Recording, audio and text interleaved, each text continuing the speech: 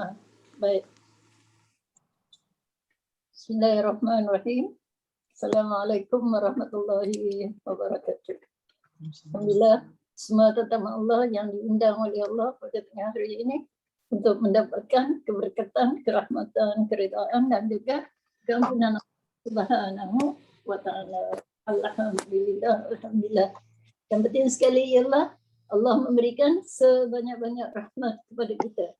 Di samping begitu banyaknya nikmat yang kita terima sampai kita memang tak terbalas apa yang Allah kurniakan kepada kita. Kalau jemaah baca Quran, cuba tengok dalam surah Ar-Rahman. Ini senaman tengah hari. Ya, dalam surah Ar-Rahman tu disebut ada tak perkataan fabi ayyi ala'i rabbikuma tukazziban. Ada kan? Ya. Diulang-ulang sebanyak 33 kali kalau tak silap. Kalau silap, jemaah betulkan. Kira sendiri. Ada berapa? Allah kata, aku bagi nikmat terlalu banyak. Dah, dia kata. Bahasa kita lah. Kau nak apa lagi? Tu dia. Fabi ayyi ala'i rabbikuma tukazziban. Maka dengan sebab nikmat yang macam mana lagi yang kau dustakan. Aku bagi hujan, kau mengeluh. Aku bagi panas, kau mengeluh. Ya. Aku bagi sihat, gemuk pula. Itu kan macam-macam ya Rabbi. Syukur Ustazah. Itu dia. Jadi kita kena ingat apa dia? Jadilah hamba Allah yang bersyukur. Jangan tempelak. Apa saja nikmat kita terima dengan hati yang sabar. Kata Allah dalam surah Yasin itu kan, apa-apa yang berlaku, zalika taqdirul azizil alim. Semua yang itu dalam diri masing-masing.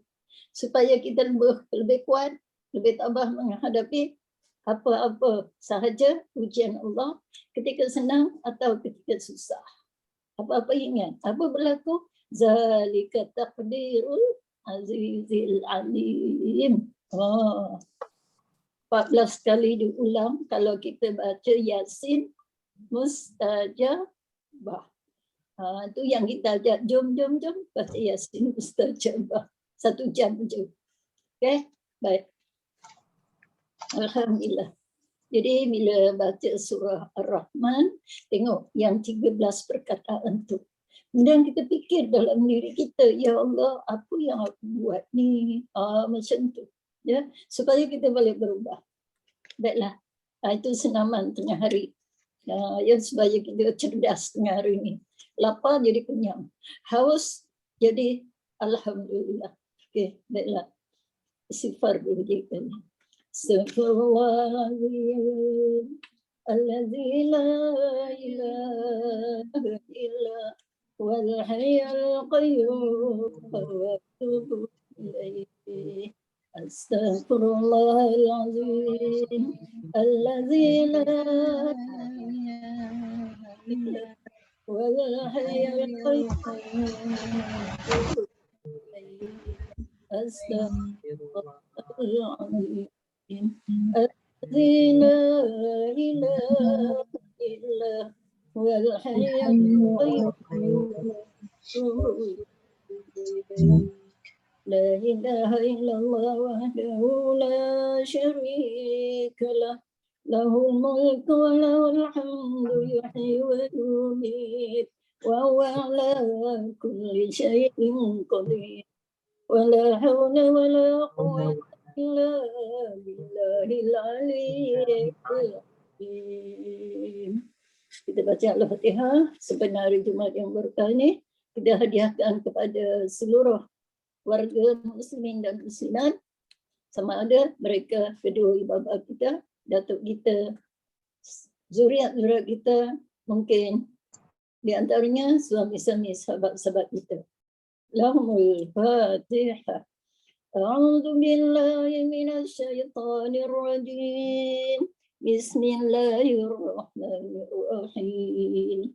Alhamdulillahi Rabbil Alamin. Ar-Rahmanir-Rahim. Maliki Yawmiddin. Iyyaka na'budu wa iyyaka nasta'in. Ihdinas siratal mustaqim. Siratal ladzina an'amta 'alaihim ghairil maghdubi 'alaihim waladdallin. Amin. Bibarakati al-Fatihah.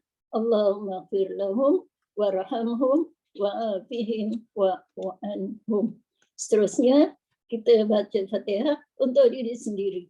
Mudah-mudahan berkat Fatihah dengan hari ini menjadi satu semangat roh yang kuat seterusnya. InsyaAllah. Sebut nama masing-masing.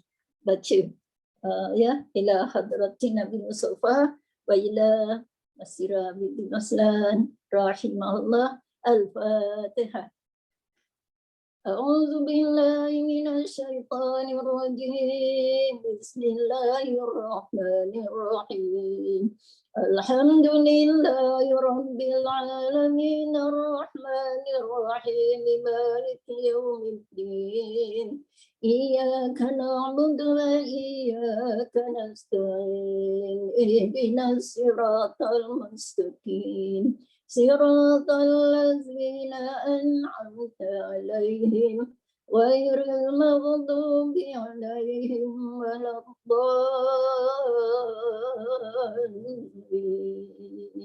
Amin amin amin. Baiklah, alhamdulillah semua, kita hari ini masuk dalam tajuk yang ke-42. Janganlah berdusta. Apa makna dusta? Bohong. Maknanya lain yang kita cakap, lain yang kita dengar. Okey, jemaah semua. Jadi dengan sebab itu, ini adalah yang berkaitan dengan poligami. Tahu kan poligami? Poligami ialah beristeri lebih daripada satu. Allah kata dalam Quran disebut fankihu ma tobalakum minan nisa'i masna wa sulasa wa ruba'. Itu ayat Quran ya. Maka fankihu, berkahwinlah kamu wahai lelaki. Masna, 2, wa sulasa wa ruba'. Wa sulasa 3, wa ruba' 4. Maknanya bila disebut 2, 3, 4, artinya dia bermula daripada satu. Satu dulu. Cuba dulu. Dia tak ada main cuba-cuba. Satu dulu. Kalau perlu, mampu, tujuannya untuk membela agama, ya, mendaulatkan agama Allah, menyayangi ibu-ibu tunggal yang suaminya terkorban di medan perang, atau menyayangi, melindungi anak-anak yatim yang perlukan kepada kasih sayang, perlindungan seorang lelaki, maka diharuskan. Tapi seorang lelaki yang nak berpoligami mesti dia tahu apa dia, masalah apa itu poligami. Bukan hanya cukup aja terus kahwin 2, 3, 4, Masya Allah, tanpa memahami apa itu tujuan poligami. Contoh, tak ada anak, maka diharuskan poligami. Tapi ada syarat, bukan boleh terus saja macam tu, bukan suka-suka. Jadi kalau ini berlaku, barulah keadilan dapat dirasai oleh isteri yang dipoligami. Kalau tak, maknanya hancur jemaah semua. Sebelah pihak, yakni wanita yang dipoligami macam yang ada sekarang ini jemaah semua. Contoh, tahu-tahu suaminya dah ada anak. Tahu-tahu bila suami meninggal, tiba-tiba datang perempuan dengan beberapa orang anak, datang ziarah. Sekali kita tanya, siapa orang-orang ini? Kita tengok anak dia 4, rupanya macam ada rupa suami. Masya Allah, jemaah semua. Ini maknanya apa? Penipuan. Siapa yang buat? Bukan kita. Siapa? Itulah dia. Mereka yang tidak faham apakah dia poligami. Okey, jemaah semua. Ada di antara kita ke yang berpoligami? Tak apa, jemaah semua. Kalau ada di antara kita, maka kita ambil iktibar daripada hadis ini, insya-Allah. Okey, jemaah semua. Baca sama-sama dalam hati. A'udzubillahi minasyaitonirrajim. Bismillahirrahmanirrahim. An Asma binti Abi Bakrin. Maknanya Asma anak Sayyidatina Asma binti Abi Bakrin. Asma anak kepada Sayyidina Abu Bakar As-Siddiq. Okay. Anna imra'atan, seorang wanita, sa'alatin Nabiya sallallahu alaihi wasallam, telah bertanya kepada Nabi Muhammad sallallahu alaihi wasallam. Jadi maknanya terus saya terjemah ya, sekali jalan. Kata Asma. Jadi hadis ini diceritakan oleh Asma, dinukilkan oleh Asma daripada Rasulullah sallallahu alaihi wasallam. Apa kata Asma? Seorang perempuan telah datang menemui Nabi Muhammad sallallahu alaihi wasallam.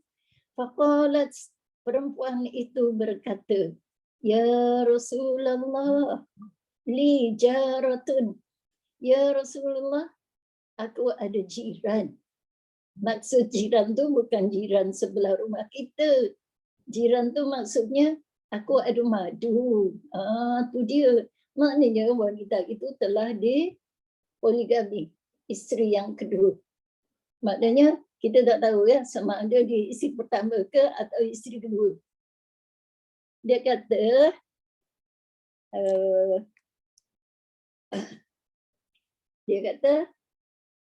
li jaratun, aku ada jiran. Jiran tu maksudnya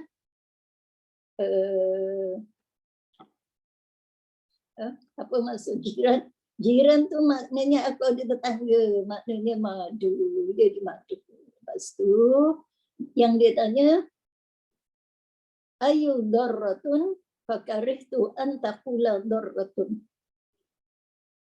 Apakah aku berdosa? Dia kata, ayu darrah. Apakah aku berdosa? Aku berpura-pura menerima sesuatu dari suamiku. Dia kata, aku berpura-pura, aku ada terima sesuatu dari suamiku, dia kata. Padahal hakikatnya tak ada apa-apa. Jadi apa jawab Rasulullah sallallahu alaihi wasallam? Rasulullah sallallahu alaihi wasallam menjawab, orang yang pura-pura menerima sesuatu yang tidak diberikan kepadanya.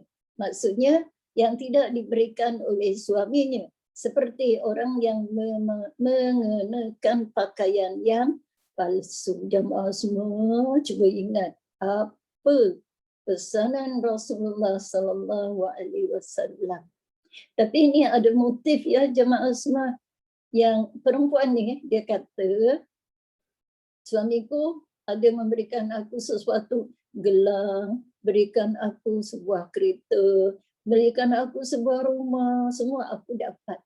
Tapi tujuannya adalah untuk tujuan yang tidak baik. Maknanya apa? Supaya madu sebelahnya tu dia merasa iri hati apa yang dikurniakan oleh suaminya kepada madunya. Tu jemaah semua. Ini menunjukkan perasaan sakit hati. Mungkin suami dia tu dibagi lebih sikit, bermalamnya lebih di rumah isteri yang muda. Yang isteri tua ni seminggu dapat 2, isteri muda dapat 3 kali.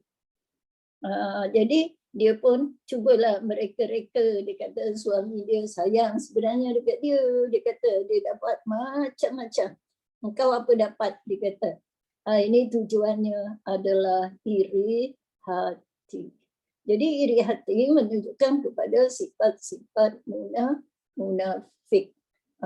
Jemaah semua, ini sebenarnya adalah menjadi satu dosa yang besar, jemaah semua. Jadi yang ini kita jangan apa? Jangan tiru. Ya. Tapi kalau tujuan untuk jemaah semua menutup keaifan, tahu keaifan? Contohnya kita lah ya yang tidak dimadu, contohnya katalah suami kita ni dia kedekut apalah. Tapi bila sahabat tanya macam mana suami, kita jawab apa? Oh, dia memang kedekut sakan, 1 sen pun tak ada. Itu salah jemaah semua. Sebab maknanya apa? Kita meletakkan nilai suami di tahap yang hina. Cuma kita kata macam ni, alhamdulillah. Macam tu, alhamdulillah.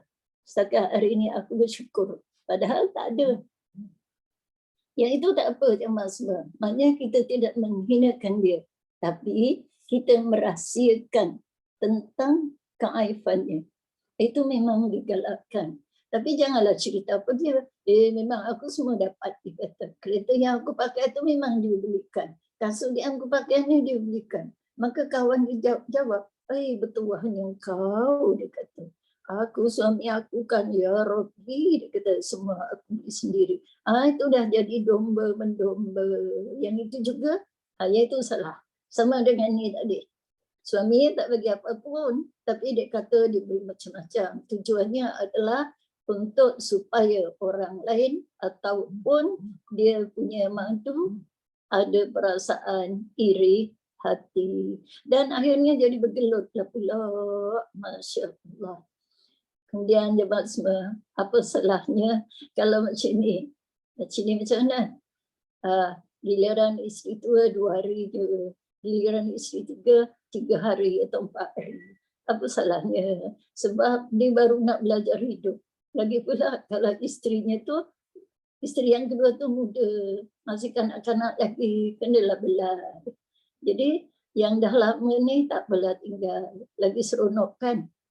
Bila tak ada kita relax. Ya ke? Wallahu. Ni teguran aja antara kita suka-suka waktu tengah hari ni kan, supaya tak merasa lapar dan penat. InsyaAllah. Okey jemaah semua, boleh faham ya? Mari kita baca. Wahai saudari muslimahku, dia punya huraian. Tengok ya, bagaimana pengarang memuliakan kita. Wahai saudari muslimahku, Islam bukanlah yang pertama yang memperkatakan aturan poligami.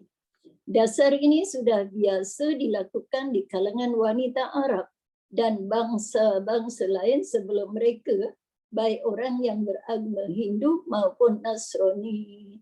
Jadi sebenarnya poligami, berkahwin lebih dari satu, maknanya dia punya enactment tu, dia punya dasar adalah sama. Mesti ada sebab. Lepas tu mampu ke tak mampu untuk menyara, memberi nafkah kepada tanggungannya. Isteri yang pertama, isteri yang kedua. Jika ada anak, maka dia mampu juga untuk memberikan nafkah. Maknanya kena fikir. Dan mereka ni kena ada ilmu. Ilmu apa? Ilmu syariat yang diamalkan. Maksudnya, dia tahu ilmu poligami. Dia tahu bagaimana nak melaksanakan. Tapi kita kena ingat, kemampuan suami yang berpoligami jangan dinilai dengan nilai isteri. Kalau isterinya gajinya lebih besar, maka dia nak macam tu juga. Tak boleh jemaah semua. Kemampuan mestilah dinilai kepada kemampuan suami. Dia macam tu. Baik. Para ulama memberikan alasan kesepakatan mereka tentang fenomena poligami dengan mengajukan alasan penguat yang dilihat dari faktor-faktor sosial dan ekonomi. di antaranya. Ni apa kata mereka? Pertama, di sana hakikat yang telah ditetapkan oleh tabiat kehidupan dunia sebagaimana yang telah ditetapkan dalam ilmu tentang bancian penduduk, bahawa bayi laki-laki relatifnya lebih mudah mengalami kematian daripada bayi perempuan. Sehingga hal ini membuat bayi laki-laki lebih sedikit jumlahnya dari anak perempuan. Ini maknanya daripada segi kematian. Jadi bila dilihat daripada segi kematian, lelaki yang lahir dengan perempuan yang lahir, kebanyakannya, ini semua takdir Allah. Lelaki dia lebih singkat umurnya. Maknanya Allah ambil dulu.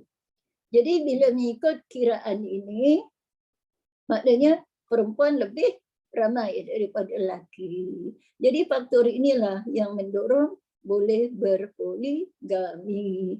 Kemudian faktor yang kedua, di sana ada kenyataan yang telah ditetapkan peraturan sosial bagi kehidupan bahawa bahawa orang laki-laki lebih banyak mengalami kematian kerana mereka terjun dalam kancah perang.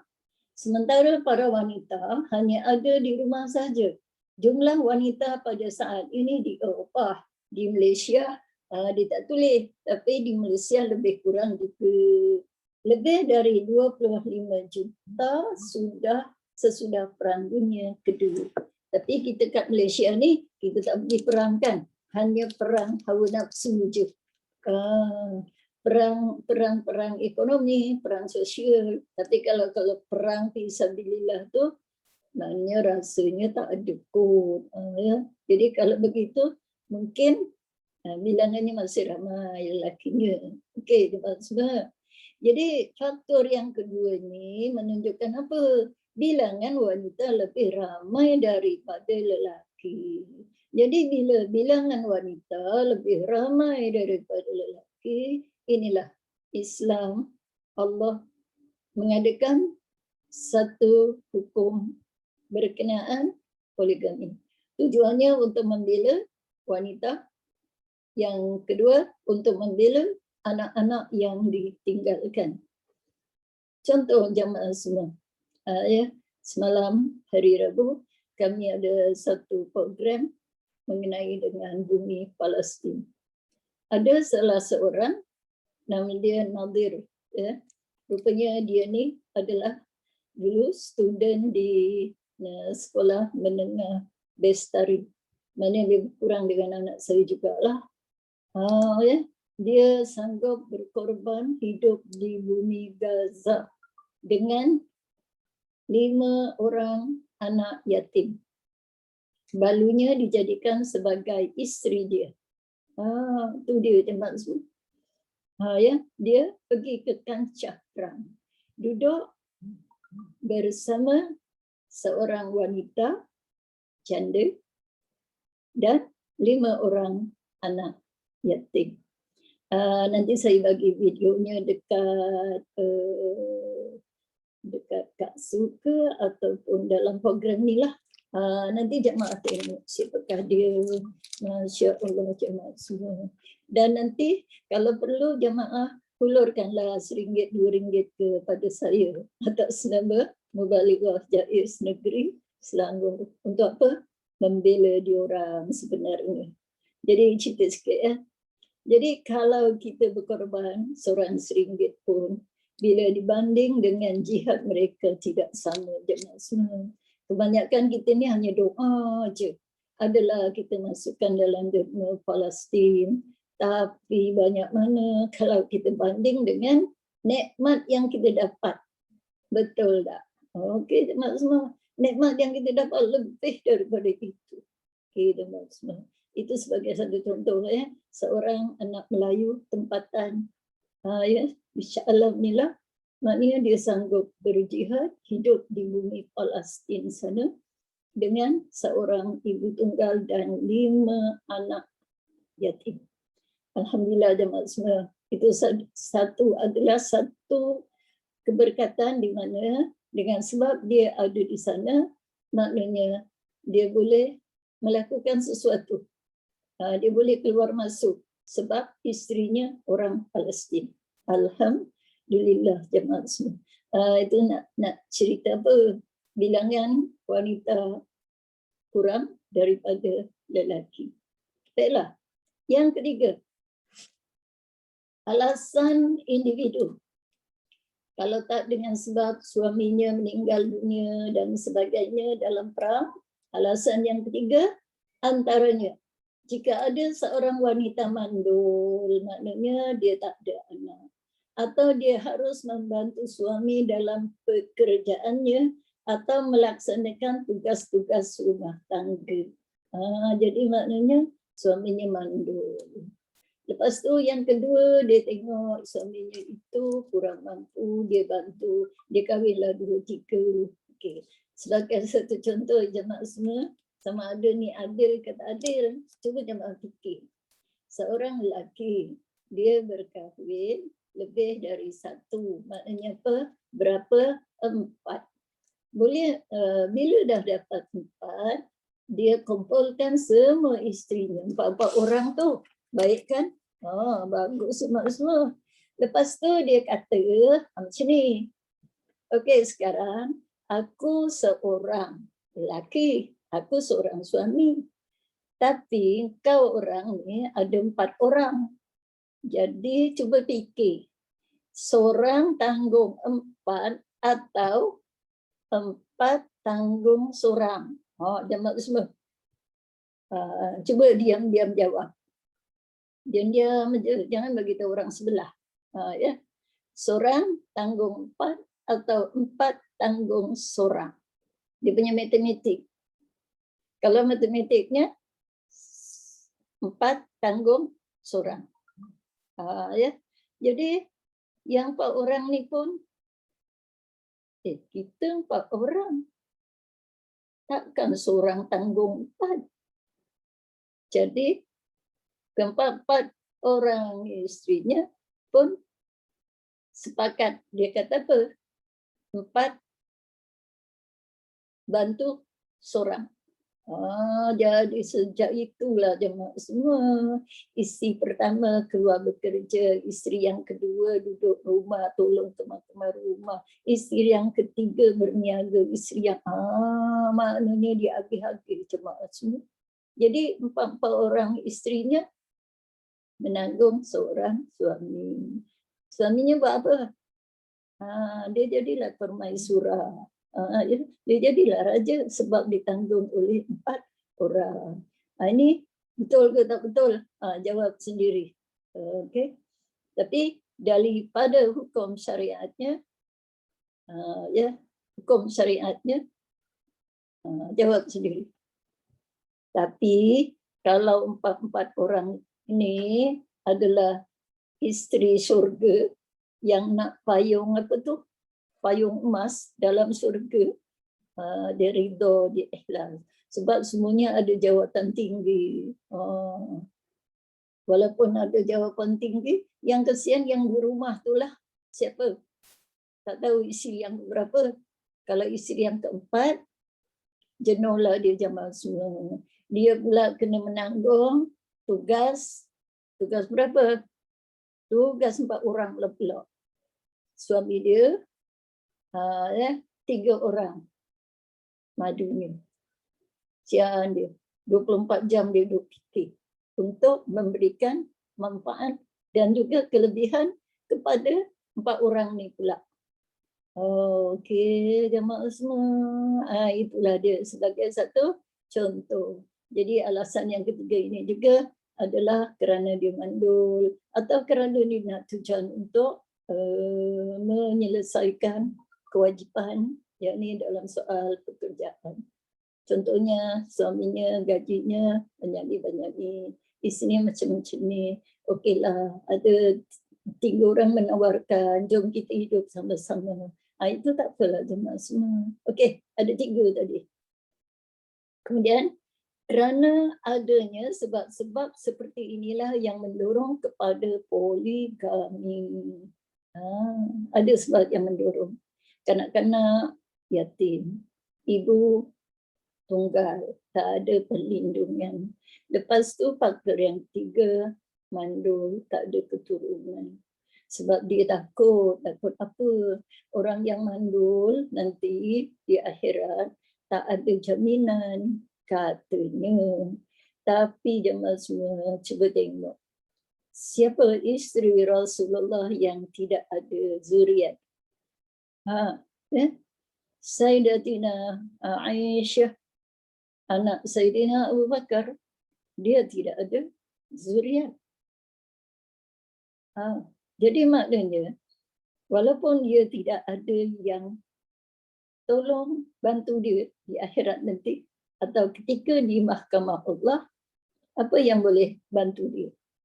Amalan dia, lepas tu infak dia, jihad dia. Cuma tak dapatlah doa anaknya. Itu je. Jadi jangan sedih jemaah semua, sebab semuanya sudah ditakdirkan oleh Allah Subhanahu Wa Taala. Jadi kalau adalah jemaah kita yang tak ada zuriat, jangan susah hati. Itu semua kehendak Allah. Jadi maknanya kita boleh ambil anak orang lain pula. Tapi kalau kita ambil anak orang lain yang tidak ada hubung kait kekeluargaan, maka jadi masalah lah pula.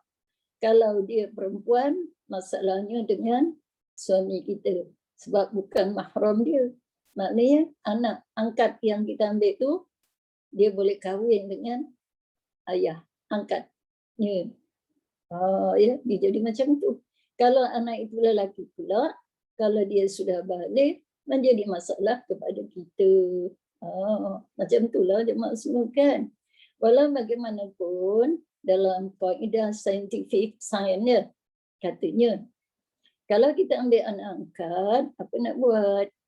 Ada satu cara, wallahu a'lam, mana ada satu suplemen untuk mengeluarkan susu. Jadi cubalah, hasilnya wallahu a'lam. Tapi kena ingat, bila keluar air susu, mesti air susu yang diminum itu boleh mengenyangkan sebanyak 5 kali susuan. Jemaah semua, 5 kali susu, kenyang. Hari ini menyusu, kenyang dia. Esok menyusu, baru boleh jadi anak susuan. Itu jemaah semua masalah. Kalau kita mandul, tak ada anak, maka kita ambil anak angkat. Itulah masalahnya, risikonya. Walau macam mana pun, seorang isteri ke, seorang suami ke, yang dia tidak ada rezeki anak, maka berdoalah, sabar, jihad kepada yang lain. Namun Islam mengajarkan keadilan di antara para isteri dalam hal makanan, minuman, pakaian, tempat tinggal, dan prasarana lain, bahkan juga dalam masalah tidur. Ini maknanya apa? Kalau seorang suami itu berpoligami, dia kena menyelesaikan masalah ini. Apa dia? Makanan, minuman. Itu maknanya nafkah zahir. Pakaian, tempat tinggal. Prasana yang berkaitan dengan masalah tidur. Maknanya giliran. Itu maknanya prasana yang berkaitan dengan tidur. Maknanya giliran tidur, giliran bermalam. Tapi kalau yang dinamakan nafkah batin, itu semua individu, jemaah semua. Sebab itu kerja dalaman. Rasulullah SAW sendiri, daripada segi perasaan, dia lebih kasih kepada selain Sayyidatina Khadijah selepas kewafatannya. Sebelum tu memang tumpuannya kepada Sayyidatina Khadijah.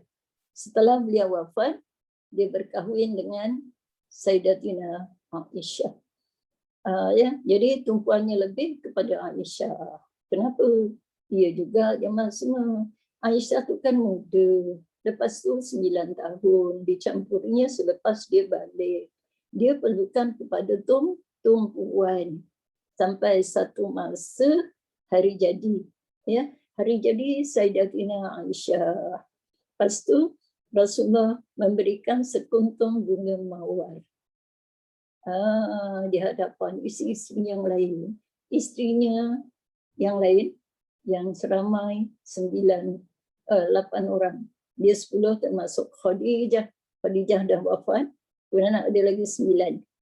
Di hadapan istrinya merasa cemburu. Dia kata apa? Rasulullah tak adil. Tapi sebenarnya Rasulullah ada bawa bunga-bunga ros juga. Tapi di sebalik jubahnya mereka tak tahu. Jadi bila dia tengok isteri yang lain tu tengok lain aja, maka Rasulullah keluarkan yang bakinya tadi 8.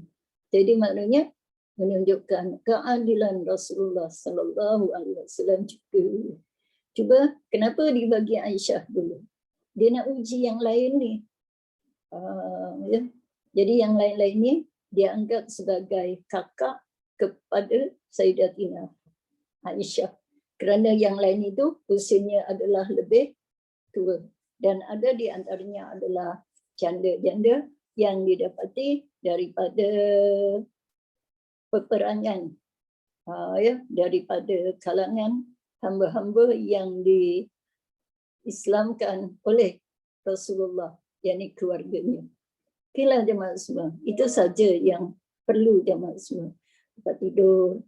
Ada setengah orang jemaah semua sekarang ni. Ada juga yang dia pilih. Tak apa, dia kata 5 hari pergilah kat sana. Hari apa? Isnin, Selasa, Rabu, Khamis, Jumaat. Tapi hari Sabtu Ahad itu hak aku. Maknanya apa? Ya, isteri yang tua ni dia nak hari Sabtu dengan Ahad aja. Cuba jemaah fikir. Kenapa yang tua dia nak hari Sabtu dengan Ahad? Hari lain tu dia beri kebebasan kepada isteri yang muda. Tak apa. Hari Isnin, Selasa sampai Jumaat kau tidurlah kat sana. Tak payahlah balik. Aku doakan, kena doakan. Aku doakan kau selamat di sana. Cuma kalau aku sakit, aku bagi tahu. Aku tak kacau kau. Macam tu jemaah semua. Kenapa ya? Boleh fikir diam-diam. Isteri yang tua dia kata, tak apa, kau pergilah sana. Aku ridau je. Tapi 2 hari ni aku nak, hari Sabtu, hari Ahad. Sebenarnya, wanita ni dia bijak jemaah semua. Sebab hari Sabtu, Ahad adalah hari cuti bekerja. Jadi maknanya suaminya akan terus berada 2 hari bersama-samanya tanpa memikirkan tentang pekerjaan. Tapi kalau dia pilih hari Isnin sampai hari Jumaat, dia terlalu terasa sangat rugi. Kenapa? Pukul 6 pagi dah keluar bekerja. Pukul 8 malam baru balik. Dia hanya dapat pukul 8 sampai pukul 7 pagi. Lepas tu malam pula tu, gelap pula tu. Jemaah semua boleh nilai kenapa dia pilih yang pendek Sabtu dan Ahad. Okey. Ini maknanya wanita yang bijak jemaah semua. Jadi yang lain tu dia setujulah. Banyak hari aku tinggal dengan dia. Isnin sampai Jumaat. Isnin, Selasa, Rabu, Khamis, Jumaat. 5 hari untung dia kata. Tapi dia tak tahu tentang dia punya risiko. Okey jemaah semua. Itu satu kes. Ada yang satu cerita pula macam ni jemaah semua. Isterinya pergi Mekah. Okay. Itu macam keluarga saya lah dulu di kampung sana sebab perang. Sepupu dah 5 kali. Sepupu jauh. Jadi isterinya pergi Mekah kerja haji selama 45 hari. Jadi tinggallah suaminya kat rumah. Tapi isterinya kakak ni baik juga. Dia kata apa? Tak apa, dia carikan seorang pembantu rumah. Tapi dia tak duduk situlah. Datang hari-hari bersihkan rumah, basuhkan kain, and then masak. Jadi apa jadi jemaah semua? Jadi dia perempuan tu janda, dia datang kat situ hari-hari, siapkan makanan. Jadi suaminya duk fikir, daripada dia datang hari-hari dan dia ni orang lain, maka baik aku kahwin je dengan dia. Jadi akhirnya dia pun kahwinlah. Jadi maknanya jadi pergaulan yang halal. Alhamdulillah jemaah semua. Lepas tu isterinya balik. Isterinya balik, dia tak datang lah. Tapi isterinya tahu bahawa suaminya dah poligami. Tak apalah. Jadi apa dia buat jemaah semua? Dia terima hakikatnya. Tapi dia buat macam ni.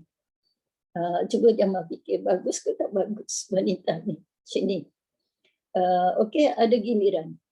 Bila giliran suami dia ke rumah B, maknanya ke rumah isteri muda, walaupun sama-sama tua, dia masak sedap-sedap jemaah semua.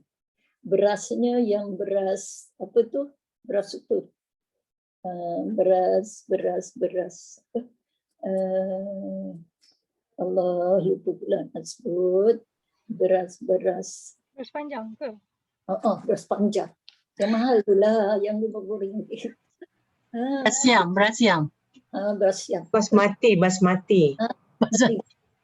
Lupa jemaah semua. Dia nak jemaah jawab. Okey. Lepas tu, bila suaminya balik rumah, disorokkannya. Disorokkannya beras yang basmati yang panjang tu. Dia makan beras apa? Beras biasa. Jadi dia makanlah yang itu, yang beras biasa. Menunjukkan apa? Hatinya baik ke tak baik? Hatinya ada perasaan. Biar dia rasa, dia kata, kita makan beras ni. Dia tak ada, aku makan yang sedap-sedap. Bila dia tak ada, kita makan yang ini. Tapi suaminya tak tahulah, mana dia tahu. Kecuali dia pergi kat dapur, dia tengok, ada beras panjang ni. Kenapa tak masak? Dia tak tahu. Lama-lama jemaah semua dipanjangkan cerita, dipendekkan cerita. Suaminya meninggal. Okay. Bila suaminya meninggal, barulah dia rasa apa? Rasa menyesal. Kenapa tindakan dia tu tidak adil terhadap suami. Maknanya dia bohong dekat suami dia. Ya Allah, kalaulah sekiranya suaminya itu tidak mengampuni segala kesalahan dia, maknanya jauhlah daripada syurga Allah. Itu jemaah semua. Sorokkan pun maknanya kita sudah ada hati yang lain. Biar dia rasa, dia kata. Dia tahu bahawa di rumah isteri kedua tu mesti dia makan beras biasa. Jadi kat rumah pun beras biasa. Patutnya makan je lah beras yang sama. Biar dia rasa, ya Allah, bahagianya aku dengan isteri yang pertama. Dengan isteri yang kedua, tak apa, dia dah tolong aku. Itulah jemaah semua. Peristiwa itu di mana? Di kampung saya sendiri, di kampung Batu 38. Jemaah semua. Tapi dia orang semua semuanya sudah tak ada, dah kembali ke rahmatullah. Datuk mereka adik-beradik dengan datuk saya. Baik, nak tahu kisahnya sikit je. Dalam kampung saya, Batu 78 sebab bernama itu, semuanya adalah datuk-datuknya adik-beradik. Datuk-datuk adik-beradik. Jadi bila ada anak-anak, cucu, cicit, jadi satu kampung tu jadi semua satu keluarga. Baiklah. Jadi sampai sekarang ni, yang lain dah tak tahu dah semua jemaah semua. Keturunan bawah ni semua tak tahu siapa mereka. Lagi pula ada yang dah duduk Shah Alam ni. Tak ingat dah jemaah semua. Okey, alhamdulillah. Okey, jemaah boleh faham cerita-cerita tu semua. Itulah. Ada juga tindakan yang ya Rabbi. Dia kutuk suaminya. Ini salah juga jemaah semua. Ada yang sampai menganiaya diri. Aniaya macam mana? Dia tak makan, dia tak minum, kan berdosa, menyalahkan diri sendiri. Dia kata kalau macam ni buat apa aku makan, buat apa aku minum, biar aku batin. Loh, menyalahkan diri sendiri. Sepatutnya kita mendoakan, mohon kepada Allah. Ada yang dia mendoakan suaminya tak balik, kan? Jadi sepatutnya kita berdoa kepada Allah. Walaupun kesalahan itu memang kesalahan suaminya tidak memberitahu, kita kena macam biasa berdoa kepada Allah, hadapi situasi dengan ketabahan dan kesabaran. Mungkin jemaah kata, Ustazah bolehlah cakap. Memanglah jemaah semua saya boleh cakap. Tapi jemaah semua mengikut pengalaman sebelum ni, sebelum inilah ada 2, 3, 4 orang. Jemaah kita duduk salam aja. Lepas kuliah dia kata, Ustazah boleh tak nak jumpa? Nak ajak Ustazah datang rumah kecap aja. Okeylah. Apa ceritanya? Ceritanya yang senang aja saya ajar jemaah semua. Macam mana saya ajar? Okey, macam ni je lah. Ridha aja atas yang berlaku. Tak boleh Ustazah, dia kata. Okeylah, macam ni. Kalau kena pada giliran rumah, itu tanggungjawab kita. Kalau kena giliran yang di sana, jangan kacau dia. Kita doakan, ya Allah bahagia kami. Saya kata kalau dia tak ada di rumah kita, kita lagi relax tentang tanggungjawab. Saya bagi tahu macam tu je. Tak boleh raya ke semua. Tak berapa pelan timbul. Akhirnya saya kata, okey, saya bagi tempoh 1 minggu. Minggu depan saya nak tahu jawapan. Jawapan apa? Ikut yang saya cakap. Maknanya gilirannya di mana? Kalau dia di sana, kita doakan.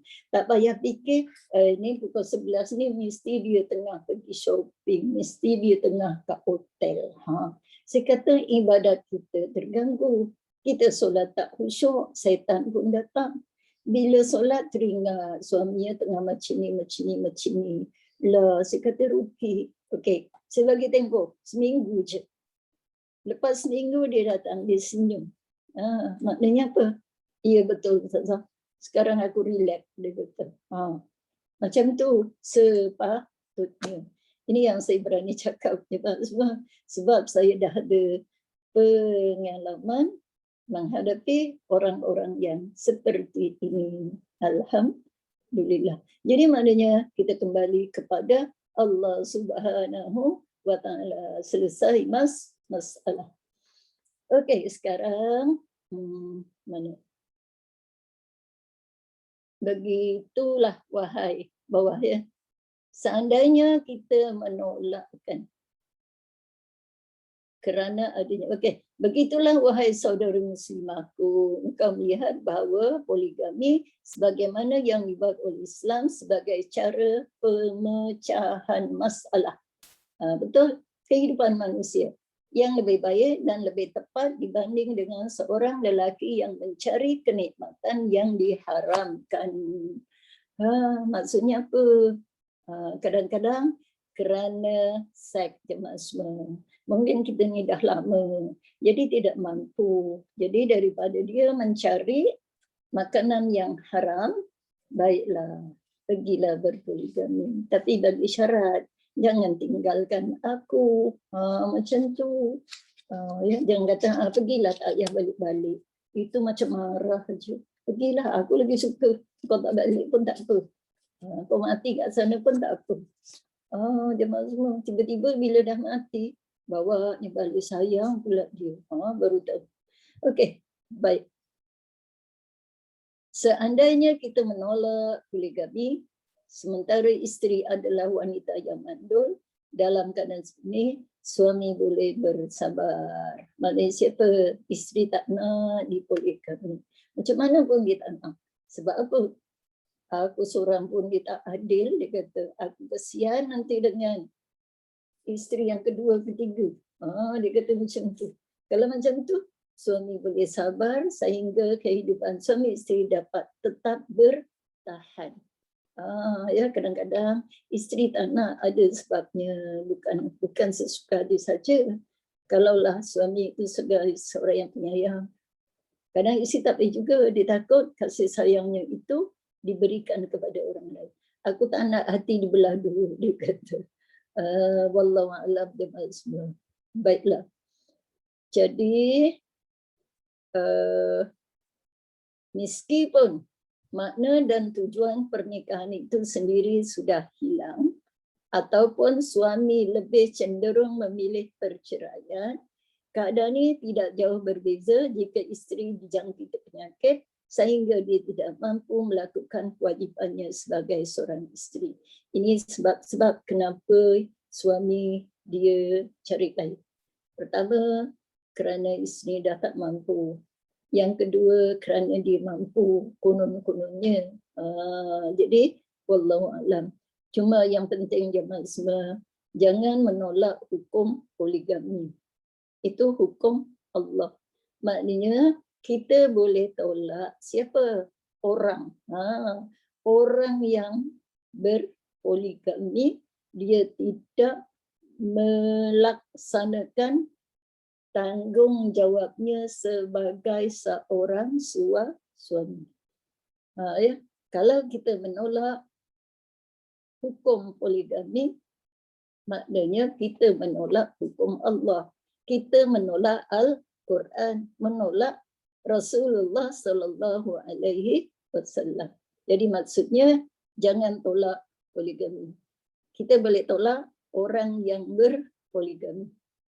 Tidak diragukan lagi bahawa kesabaran wanita muslimah untuk menghadapi poligami jauh lebih utama baginya daripada perceraian. Jadi maknanya antara dua jemaah semua. Antara perceraian dengan poligami, mana lebih baik?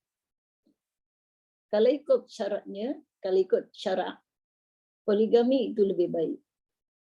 Tapi kalau lelakinya itu adil, dia ada agama, dia tahu menunaikan kewajipan. Kenapa? Kerana seorang wanita, seorang perempuan, dia lebih baik ada perlindungan. Seolah-olah dia jadi kuat, ada payung dia. Payung dia adalah lelaki. Itu dulu ya. Kalau sekarang ni, ramai orang lebih suka baik aku hidup seorang. Tapi dia boleh menyelamatkan diri. Okay. Apalagi jika dia sudah mempunyai beberapa orang anak, tidak dapat meragukan pula jika seorang lelaki menikahi lebih dari wanita dalam suatu keadaan yang orang laki-lakinya ramai yang terbunuh di medan perang. Apalagi kalau kita ada anak, jemaah semua, suami kita dah meninggal di medan perang ataupun kerana sakit COVID dan sebagainya. Kemudian kita hidup ni terapung-apung, tak ada hala tuju. Maka di sini kalau adalah orang yang nakkan dia berpoligami itu lebih baik daripada dia hidup seorang-seorang dengan anaknya.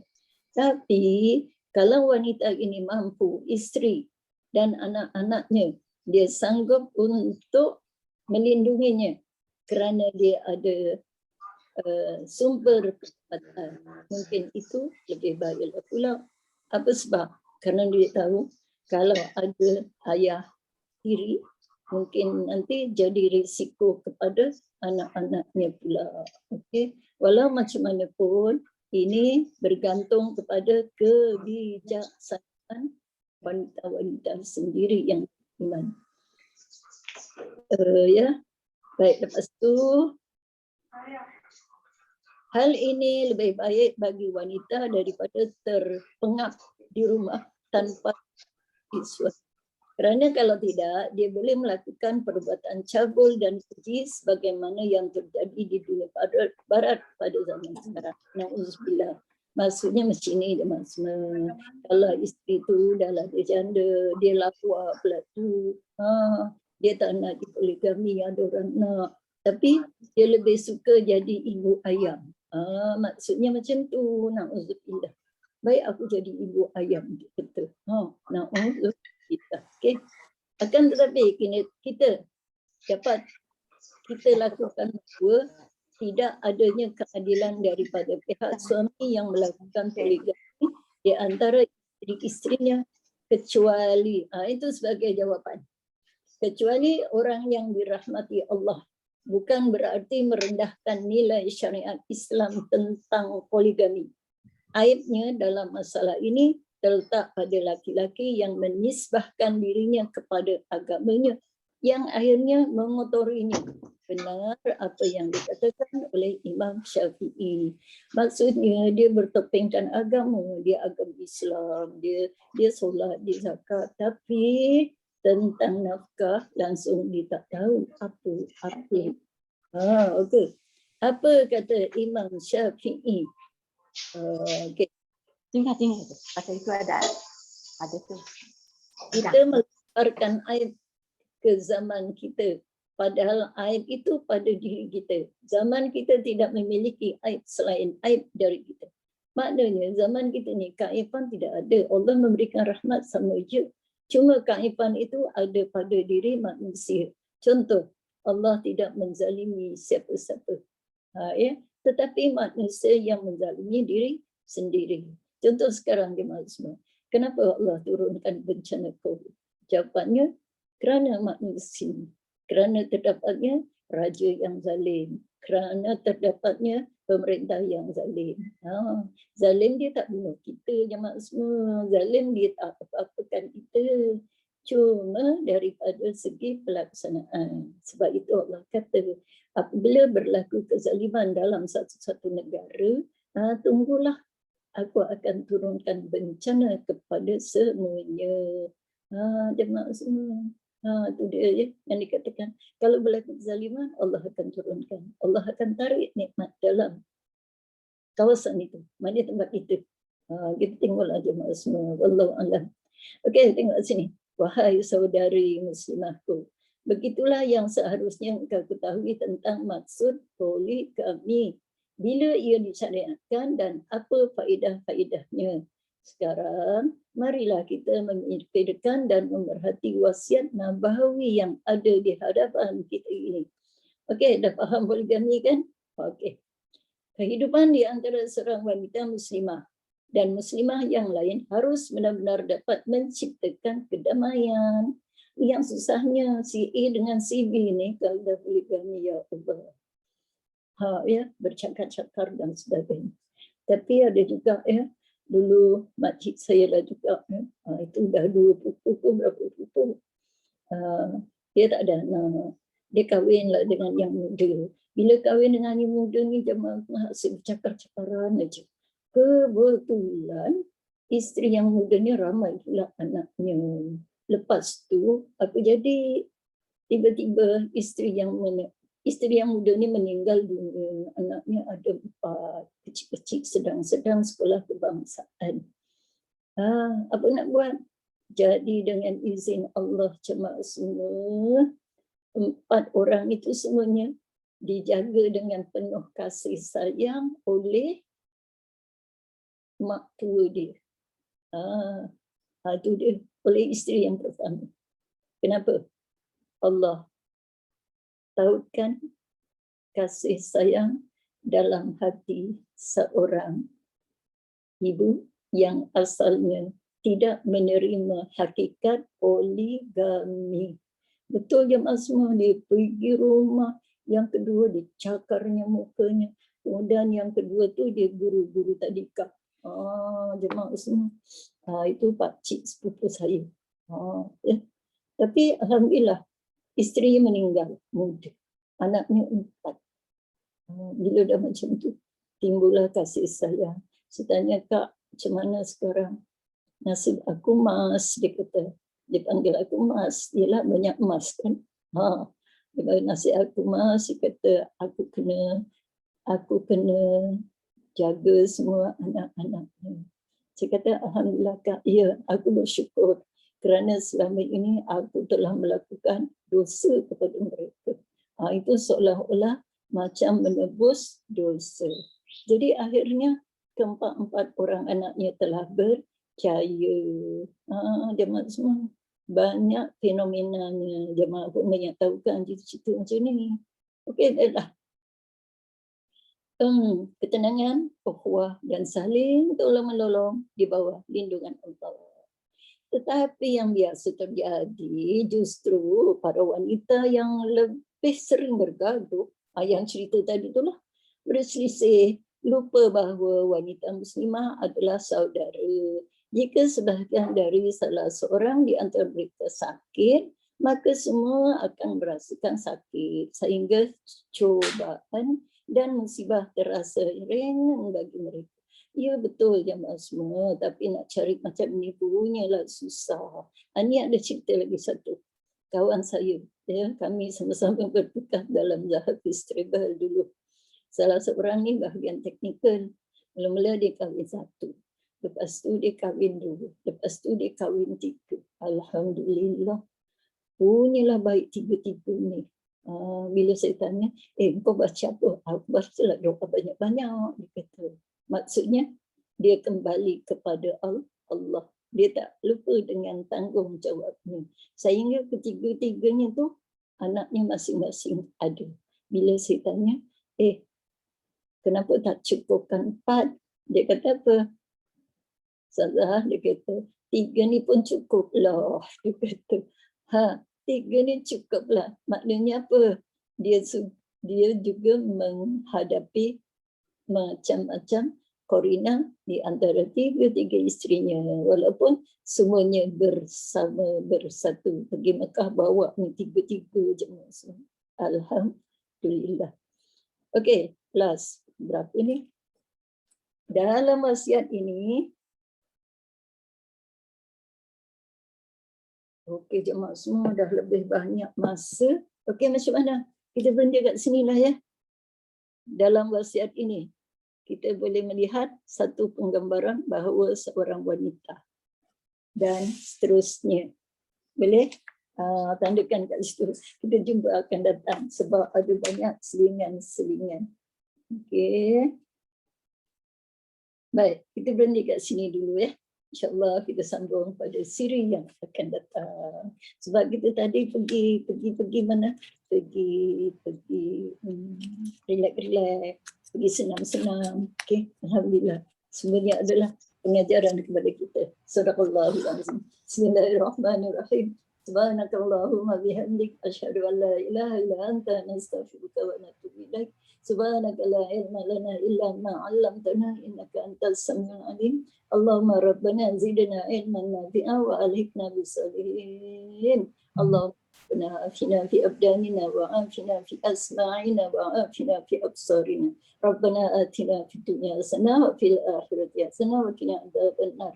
Bismillahirrahmanirrahim. Wal 'asri innal insana lafi khusr illa allazina amanu wa 'amilus solihati wa tawasaw bil haqq wa tawasaw bis sabr. Sallallahu ala sayyidina Muhammad wa ala alihi wa sahbihi wa barik wasallim. Walhamdulillahi rabbil alamin. Taqabbalallahu minkum. Okey, sayang semua, selamat lihat, selamat solat dan segala-galanya. Insya-Allah. Terima kasih Ustazah. Ustazah. Ustazah. Terima kasih. Ustazah. Ya. Flying kiss nggak Ustazah? Itulah sayang-sayang semua. Okey, jom. Okey, Ustazah. Terima kasih.